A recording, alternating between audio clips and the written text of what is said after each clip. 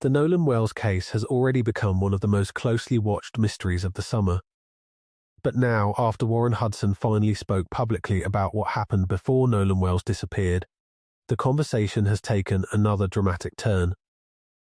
Because for many viewers, the interview did not provide the emotional clarity they were expecting. Instead, it raised a different question. Did Warren's calm presentation and repeated denials accidentally hand Ben Crump and Nolan's family a major advantage in the public battle over what really happened?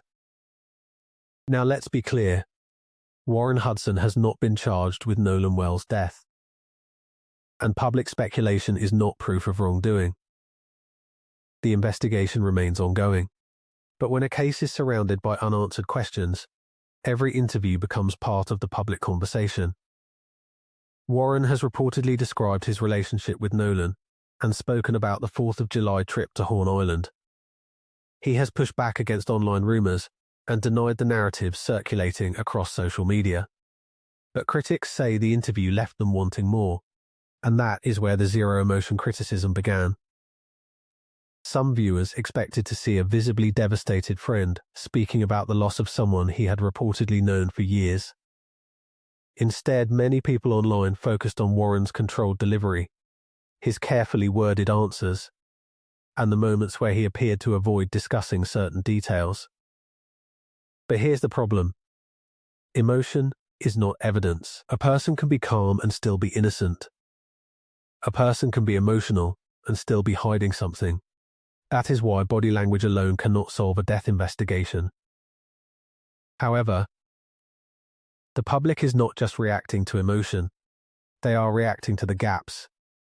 The timeline surrounding Nolan's disappearance remains heavily scrutinized. Questions have been raised about what happened during the trip, when Nolan was last seen, why certain belongings were reportedly found with other people, and why different accounts surrounding the day continue to attract attention.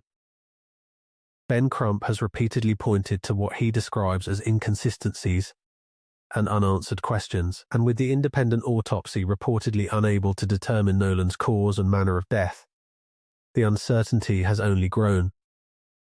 That uncertainty is exactly why Warren's interview may have become so important. Because instead of ending the speculation, some viewers believe it gave critics more material to analyze. Every pause, every denial, every detail that appeared to differ from other public accounts. And once the public starts comparing interviews, statements, videos, and timelines, the question becomes less about who appears believable and more about which version can actually be supported by evidence. That is where Ben Crump may have gained a strategic advantage. Crump does not need to prove a theory on television. He only needs to continue highlighting unanswered questions and pushing for a deeper investigation. Meanwhile, every new interview from people connected to the case becomes another opportunity for the public to compare stories. And if those stories appear inconsistent, the pressure increases. But there is also a warning here. Online speculation has already gone far beyond the facts that are officially established. People have made serious accusations against individuals who have not been charged with any crime. That can create real consequences and can also interfere with the search for the truth. The focus should remain on evidence, phone data, dispatch records, witness statements, forensic findings, timelines, and the official investigation. Right now, the biggest question is not whether Warren looked emotional enough in an interview. The biggest question is whether every person connected to Nolan's final hours is giving investigators a complete and consistent account. Because if the truth is simple, the evidence should eventually make it clear. And if the stories continue to clash, investigators, not social media, will have to determine why. For now, Warren's interview has not solved the Nolan Wells case. It has not proven guilt or innocence. But it has added another layer to a case already filled with unanswered questions. And that may be exactly why Ben Crump and Nolan's family are continuing to demand more answers. The public wants certainty.